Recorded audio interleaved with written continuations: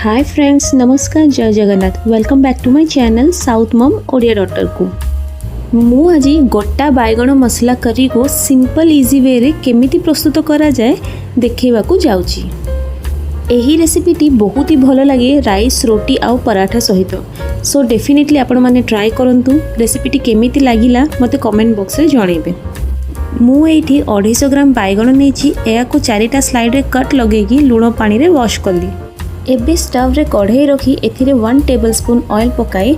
Oil को heat हैला परे सेथिरे धोई की रखिथिबा बैगण को पकाई ताको कवर करी 10 मिनिट जे सिजिबा को देबा। एठी देखंतु बैगण गुड़ा सॉफ्टली कुक हे सारिछि। एया को गोटे प्लेट रे काढी नेबा।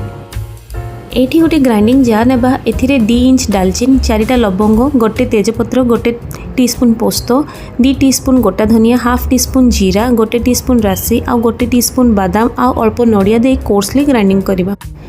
एबे इथिरे गोटे टमाटो, गोटे कंचा लंका, गोटे पियाज, हाफ टीस्पून अदा रसुण पेस्ट, गोटे टीस्पून सॉल्ट, हाफ टीस्पून हळदी, गोटे teaspoon Kashmiri red chilli powder दे ग्राइंड करि नेबा।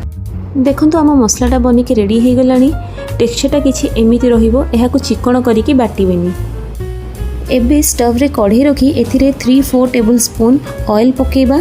ऑयल टी गरम हो सारला परे 1 टीस्पून जीरा आ ग्राइंड करिकी रखिथिबा पेस्ट को पकेबा। एथिरे किछि भुर्सिंगा पत्र देई मसला को भलो भाबे कसंतु। ऑयल टी ऊपर को आसिला जे मसला टी जेते भलो भाबे कसिले करीटी सेते भलो लागिबो। सेथिबे मसला को लो टू मीडियम फ्लेम रे 10 मिनिट जे भलो से कुक करंतु। एबे आम मसला भलो भाबे कुक हेई सारिछि। एबे भाजिकी रखिथिबा बैगण को एथिरे देबा आ 2-3 मिनिट पय कवर करिके कुक करिबा। तापरे एबे एथिरे आमे पानी ऐड करिबा। आपण माननको जेतिकी ग्रेवी कंसिस्टेंसी दरकार सेतिकी पानी ऐड करिवे। मु एथिरे 3/4 कप गरम पानी ऐड करिछि।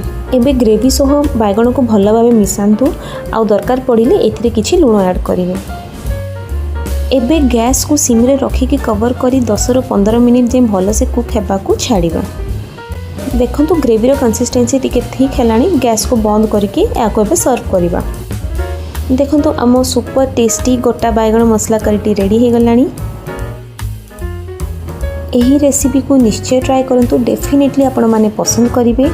आ आजिरो ए रेसिपीटी भलो लागिले लाइक करंतु। नमस्कार, जय जगन्नाथ।